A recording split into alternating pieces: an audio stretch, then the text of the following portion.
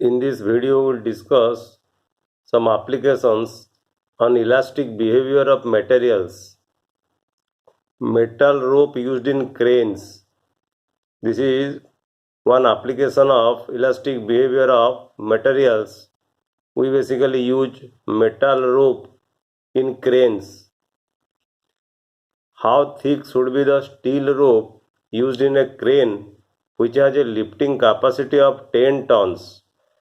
We know that 1 ton or 1 metric ton is equal to 1000 kg. So here we have to lift 10 tons, that is 10 to the power 4 kg. So mass to be lifted by means of this steel rope is equal to 10 to the power 4 kg. We know elastic limit or yield point is the maximum stress per unit area. That is maximum stress divided by area. The maximum stress is also called the yield strength. So that is equal to the yield strength divided by area. The yield strength basically denoted by sigma y. So sigma y divided by A. So we can define elastic limit of steel that Sy is equal to sigma y divided by A. That is elastic limit of steel is equal to the yield strength of steel divided by the area.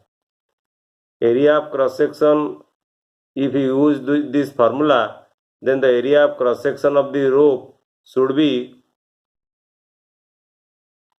greater than or equal to sigma y divided by Sy. From this expression, A will be equal to sigma y divided by Sy. So area of cross section of the steel rope should be greater than this value. And sigma y is equal to mg. And mass is given 10 to the power 4 and g is 10. And Sy for steel, it is 30 into 10 to the power 7. So if you calculate this value, then area of the steel rope will be equal to 3.3 into 10 to the power minus 4 meter square. In this table, the elastic limit or the yield point of different materials are given. For aluminium, it is 18 into 10 to the power 7 Newton per meter square. For copper, it is 20 into 10 to the power 7 Newton per meter square. And for steel, it is 30 into 10 to the power 7 Newton per meter square. So if you take a rope of circular cross section, then pi r square will be equal to 3.3 into 10 to the power minus 4 meter square. So radius of the rope will be equal to 1 centimeter. So if you use a rope with a large margin of safety of about a factor of 10 in the load, that is the rope can hold 10 times the maximum stress, then the recommended radius of the rope is about 3 centimeter. A single wire of this radius would practically be a rigid rod. So the ropes are always made of a number of thin wires braided together like a pigtails. Another application of elastic behavior of materials is beam supported at the ends and loaded at the center. Consider a beam of length L, breadth B and depth D. As shown in this figure, this is a beam of length L and this is the depth of this beam, and breadth here is not shown. Okay. When load W is given to the beam, it bends by an amount delta equal to WLQ divided by 4BDQ into Y.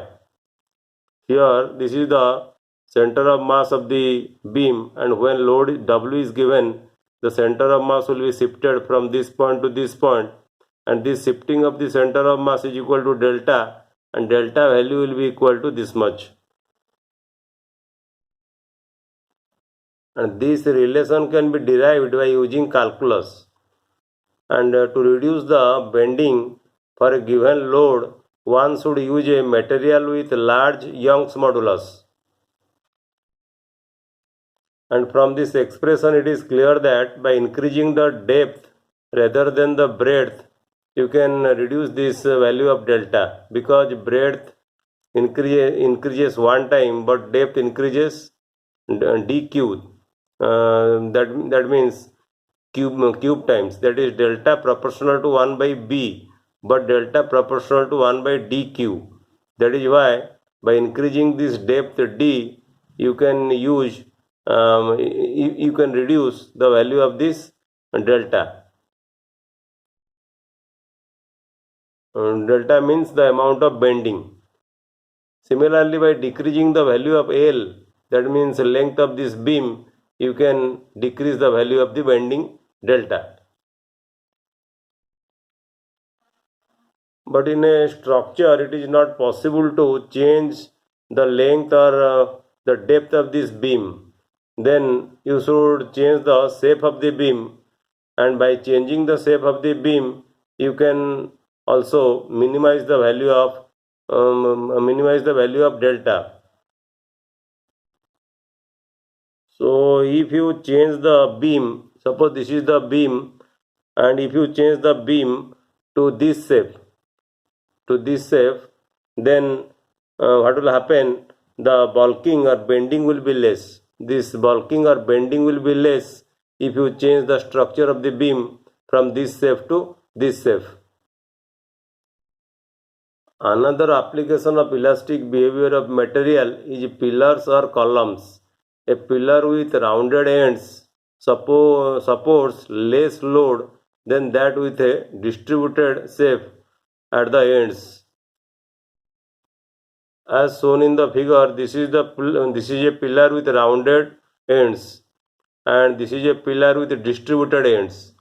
So if you make the pillar this shape, then it will this type of shape will support more load as compared to this pillar. This type of pillar will support more load. Considering the elastic properties of rocks, explain why the maximum height of a mountain on earth is nearly 10 km. During the formation of mountain, the force at the bottom with which the rocks flow is more than the force at the top. This provides shearing stress to the rocks. And we know elastic limit is equal to shear stress divided by area, and shear stress divided by area is equal to pressure, that is H rho g.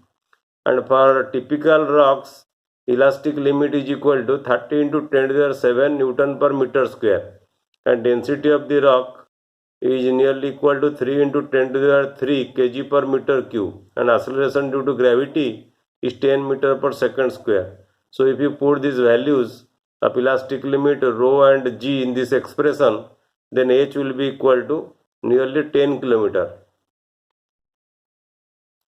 And this is more than the height of Mount Everest.